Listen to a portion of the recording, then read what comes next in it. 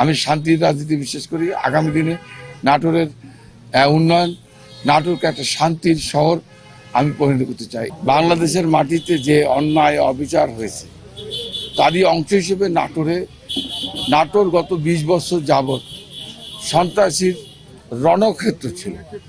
এখানে আমাদের রাকিব রায়হানকে হত্যা করা হয়েছে, এখানে সুজনকে হত্যা করা হয়েছে, এখানে আমাদের দলের জনপ্রিয় নেতা উপজেলা চেয়ারম্যান সানাউল্লাহ নূর বাবুকে প্রকাশ্যে দিবালোকে হত্যা করা হয়েছে। আমরা বিশ্বাস করি, বিএনপি বিশ্বাস করে, আমাদের নেতা তারেক রহমান সাহেব বলেছে উনি ৫ই আগস্টের আগে যেটা হয়েছে ফেরত যেতে চায় না।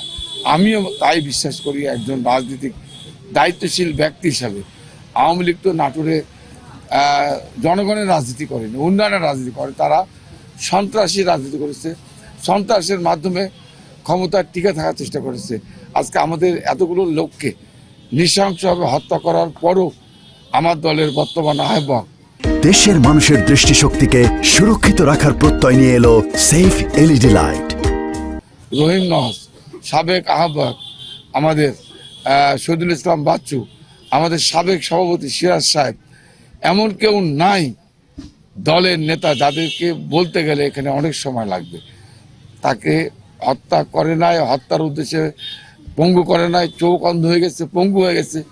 এই প্রতিকূল অবস্থার মধ্যেও আমি মনে করি শান্তির রাজনীতি, আমি শান্তির রাজনীতি বিশ্বাস করি। আগামী দিনে নাটোরের উন্নয়ন, নাটোরকে একটা শান্তির শহর আমি পরিণত করতে চাই। এই জন্য আমার আহ্বান সকলের কাছে, সকল শ্রেণীর মানুষের কাছে, সকলে যেন শান্তির পক্ষে, উন্নয়নের পক্ষে রায় দেবে। ধানের শেষ মার্কা প্রতীকে আগামী 12 তারিখে বিপুল ভোটে জয়লাভ করা হবে বলে আমি নাটোরের মানুষের কাছে আমি প্রত্যাশা করি।